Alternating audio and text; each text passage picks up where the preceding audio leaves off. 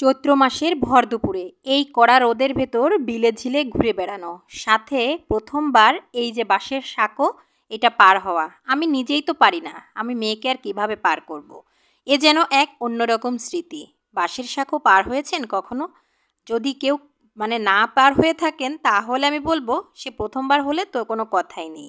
এদিকে সাজনা ঝুলে আছে গাছে, আর কলা ঝুলে আছে গাছে। তো যাই হোক, বাচ্চারা তো সাজনা কুড়াতেই ব্যস্ত। সাজনা তলায় চলে আসার সময়টা খুব দ্রুত চলে আসে।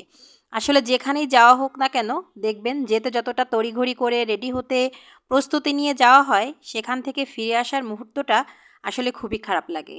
আজকের ভিডিওটা অন্যরকম সুন্দর। কেউ কি কখনো বাঁশের সাঁকো পার হয়েছ?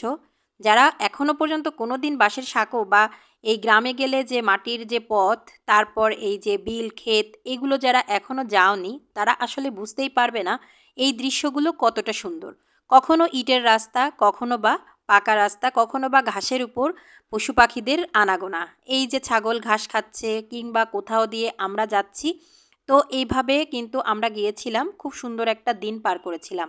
আর যতদিন গ্রামে থেকেছি এই দিনটা ছিল অন্যরকম ভালো লাগার। এই যে গাছে যে খেজুরগুলো আছে এগুলো আমরা ছোটোবেলায় খেতাম। আর এদিকে আমার মেয়ে তো বাঁশের সাঁকো পার হতেই পারছে না, তো তাকে তার এক নানু কিন্তু পার করে দিচ্ছিল। কারণ আমি মা হয়ে দায়িত্বটা নিতে পারিনি, কারণ আমি নিজেই অতটা ভালো পারি না। খুব ভয় করছিল, নিচে যদিও পানি ছিল না।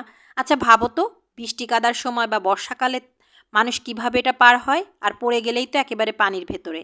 তো যাই হোক, এখন যেহেতু শুকনা সময় তাই আমার এত ভয় লাগছিল, নিজে একটু কাদা ছিল এই আর কি নিচে। তো যাই হোক, আমি কিন্তু যাওয়ার পার করে চলে আসছি, আর আমার মেয়ে তো তার নানুর সাথেই ছিল, আর সঙ্গে ভাবি, ভাবির বাচ্চা, তো সবাই ছিল, ভাবির একটা ভাইও ছিল।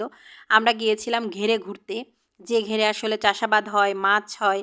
তো আমরা অনেক ঘুরেছি, প্রায় 1-2 ঘন্টা। এত ভালো লেগেছে, কিন্তু সময়গুলো এত দ্রুত শেষ হয়ে গেছে বলতেই মানে মানে বলার বাহিরে। আসলে কখনো বা মনে হচ্ছিল আমি গহীন জঙ্গলের ভেতর আছি। ভীষণ ভয় ভয় লাগছিল, কিন্তু সাথে যে মানুষগুলো ছিল তারা সব সময় এই জায়গায় আনাগোনা, তো যার কারণে তাদের সঙ্গে যাওয়াতে খুব একটা ভয় করেনি।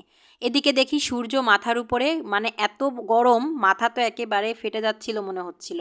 আর এত উত্তাপ, আমার মেয়ে তো ঘেমে আর মুখ লাল হয়ে গেছিল মাথার উপরে যখন সূর্যটা ছিল। তো সব শেষে ঘোরাঘুরি শেষ করে বিলে ঝিলে ঘুরে মাটির রাস্তা দিয়ে আবার বাড়ির উদ্দেশ্যে রওনা দিলাম। ওই যে আত্মীয় বাড়িতে গিয়েছিলাম। গিয়েছিলাম কোথায় সেটা একটু পরেই বলছি। তো আসলে আমরা গিয়েছিলাম কিন্তু এই মাটির রাস্তা দিয়ে বেশ কিছুটা আরও ভেতরে গেলেই তারপর সেই বাড়ি। তো আমি গিয়েছিলাম আমার এক খালার বাড়িতে, আমার ছোট ভাইয়ের শ্বশুর বাড়ি। তো এখানে আমি যতবার যাই আমার মেয়ে ভীষণ মজা করে। গ্রামের রাস্তা, বিল ঝিল। তা তোমরা কারা কারা এরকম দেখেছো অবশ্যই কমেন্টে জানাও।